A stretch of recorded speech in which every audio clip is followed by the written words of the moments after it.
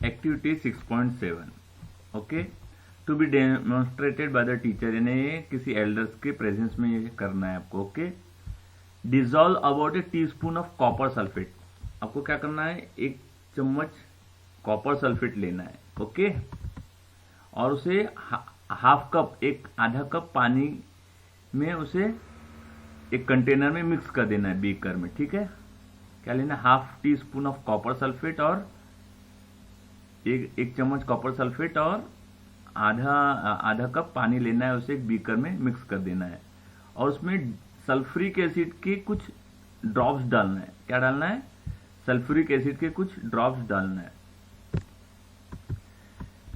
You should get A blue coloured solution, जैसे आप डालोगे तो आपको कौन सा कलर मिलेगा, ब्लू कलर सॉल्यूशन मिलेगा। देखो यहाँ कलर दिख रहा नहीं है, ये ब्लू कलर है, आप अपने बुक में देखो, दिख रहा है ब्लू कलर 6.4 फिगर देखो, वहां ब्लू कलर दिख रहा है, ये ब्लू कलर का सॉल्यूशन है। और ये ग्रीन है, राइट हैंड साइड में ग्रीन है, ये ग्रीन कैसे होता है हम देखेंगे। ओके, नाउ उसका कुछ सॉल्यूशन आप एक दूसरे बीकर में निकाल के रख दो और वो सॉल्यूशन के 2 पार्ट करो। ठीक है, जो ब्लू सॉल्यूशन है, जो आपने सल्फ्यूरिक एसिड डाला ना, उसमें सल्फ्यूरिक एसिड डालने के बाद वो ब्लू हो गया, तो उसके दो बीकर में रखो, एक बीकर को एज इट इज रखो और दूसरे बीकर में आप लोहे की कोई भी चीज डाल दो, जैसे ब्लेड डाल दो, नेल डाल दो। ठीक है, और कुछ देर बाद, 1 घंटे बाद वो कलर ग्रीन हो जाएगा। वो कलर देखो, ये ग्रीन हो रहा है, हो जाएगा, ब्लेड या कुछ भी डाल दो। ये कैसे हुआ, यहाँ पर आपको ग्रीन नहीं दिख रहा है पिक्चर में, लेकिन बुक में देखो ग्रीन कलर का हो जाएगा। ठीक है, ये क्यों हुआ, the changes you notice are due to the reaction. क्यों हुआ, क्योंकि कॉपर सल्फेट और आयरन है, ब्लेड और कॉपर सल्फेट दोनों का रिएक्शन हो गया। The change of colour of the solution, colour का क्या हुआ, solution from blue to green is due to, क्यों हुआ, फॉर्मेशन ऑफ आयरन सल्फेट, क्योंकि आयरन सल्फेट बना, जो कि एक न्यू सब्सटेंस है। ठीक है, न्यू सब्सटेंस बना। The brown deposited on the iron nail is copper, जो ब्राउन करके जो डिपॉजिट हो गया, देखो यहां पे जो ब्राउनिश दिख रहा है, वो क्या है, that is copper. The brown deposited on the iron nail is copper, वो क्या है, कॉपर है। अनदर सब्सटेंस, वो एक नया सब्सटेंस बन गया। इसका रिएक्शन, केमिकल रिएक्शन, आप लोगों को ये थोड़ा सा टफ लग रहा होगा एक्चुअली, यहाँ इसमें केमिकल रिएक्शन भी आ गया। तो जैसे जैसे आप हायर क्लास में जाओगे धीरे धीरे समझेगा।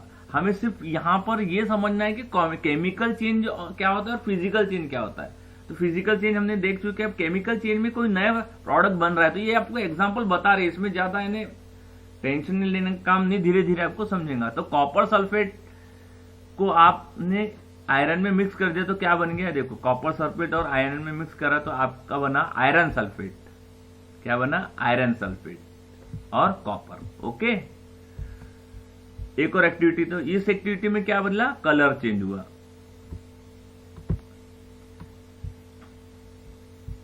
Now take a teaspoon of vinegar in a test tube, vinegar ले लो आप, और थोड़ा सा baking soda, pinch soda.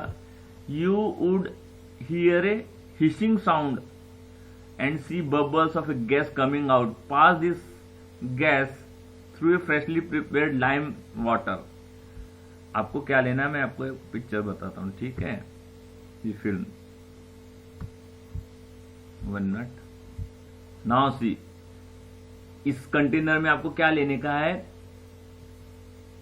Vinegar और उसके साथ थोड़ा सा पिंच, बहुत थोड़ा सा बेकिंग सोडा। इसको जैसे आप मिलाओगे तो यहां पर गैस तैयार होंगी। ठीक है, और ये गैस को एक पाइप के थ्रू यहां पर अगर हम ले जाते हैं, इसको कवर करना, इसको पैक करना, और यहां से ये पाइप, अब गैस निकलेंगी तो पाइप के थ्रू आप ये दूसरे ट्यूब में अगर ले जाते हो, तो यहां पर क्या रखना है आपको, लाइम वाटर। ओके, क्या रखना है, लाइम वाटर। तो जैसे ही आप बेकिंग सोडा मिलाओगे किसमें, विनेगर में,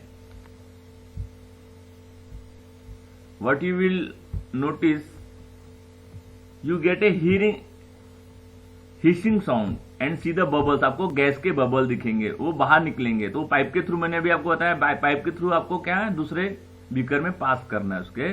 what happens to the lime water, वो लाइम वाटर में जाएंगे तो क्या होगा लाइम वाटर में, वी विल सी तो चेंजेस होगा। वो क्या होगा देखो, विनेगर है वो क्या है, प्लस बेकिंग सोडा। विनेगर यानी एसिटिक एसिड होता है, और बेकिंग सोडा को केमिकल नाम क्या है उसका, सोडियम हाइड्रोजन कार्बोनेट, ठीक है। तो वो क्या, ये दोनों का कॉम्बिनेशन से हमें क्या मिल रहेगा, कार्बन डाइऑक्साइड मिलेगा और कुछ अदर सब्सटेंस मिलेंगे। Clear.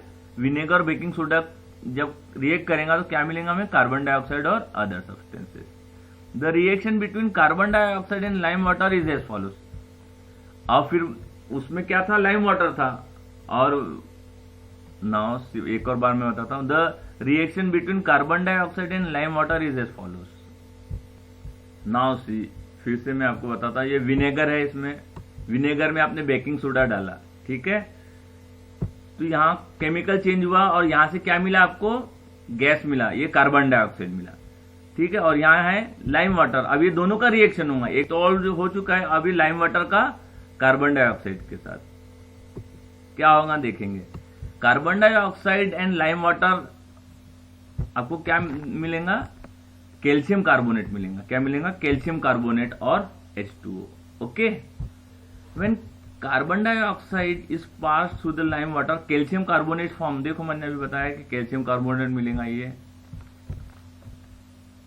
Form which makes lime water milky.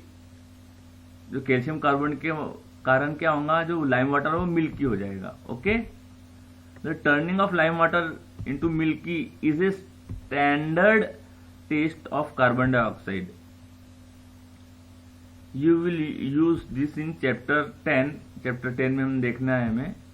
Now activity 6.8 to 6.6 से 6.8 तक जो हमने एक्टिविटी देखे, 3 एक्टिविटी, ओके, उसमें क्या हमें देखने को मिलेगा, हमने क्या नोटिस किया, we will see in activity 6.6 the ash was the new substance. 6.6 की जो एक्टिविटी है उसमें हमने मैग्नीशियम रिबन जलाया, उसमें क्या देखने मिला हमें, न्यू सब्सटेंस बना, एक नया सब्सटेंस बना। Okay, in activity 6.7 the reaction of copper sulphate with iron produce iron sulphate and copper. इसमें 2 सब्सटेंस बने। एक्टिविटी 2 में 2 सब्सटेंस बने, एक्टिविटी 1 में 1 सब्सटेंस बना, एक्टिविटी में 2 सब्सटेंस बना।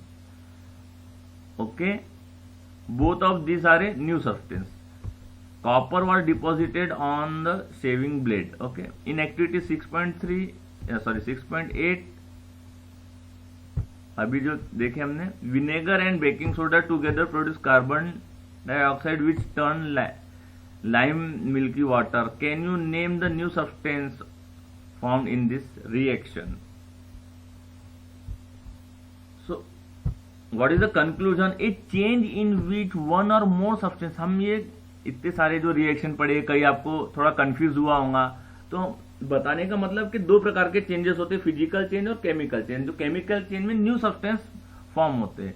एक केमिकल चेंज इन एक या एक से ज्यादा, इन which one or more substance are formed is called chemical change. एक chemical change is also called chemical reaction, उसे हम केमिकल रिएक्शन भी बोलते हैं। Okay, chemical change are very important in our life, हमारी लाइफ में बहुत इंपॉर्टेंट है। All new substance are formed as a result of chemical change. जितने भी नया सब्सटेंस बनते हैं वो सब केमिकल चेंज के कारण ही बनते हैं। For example, if a metal is extracted from an ore such an iron ore, we need to carry a series of chemical reaction. Medicine is the end product. जैसे मेडिसिन बनता है, ठीक है, हम डेली लाइफ में जैसे हम Apple काटते हैं तो थोड़ी देर के बाद वो क्या हो जाता है, उसका कलर चेंज हो जाता है, ठीक है ना। Apple such as plastic and other एक मेडिसिन यूजफुल न्यू मटेरियल बनते हैं सच एज प्लास्टिक्स। ये जो प्लास्टिक्स है, डिटर्जेंट है, ये भी सब केमिकल चेंज के कारण ही बनते हैं। Okay, Indeed every material is discovered. कोई भी न्यू मटेरियल केमिकल चेंज से डिस्कवर्ड होता है। Okay, we have seen that one or more new substances are produced in a chemical chain. In addition to new product, the following may accompany a chemical change. Okay, chemical chain में क्या क्या होता है? Heat, light or any other radiation may be given off, absorbed.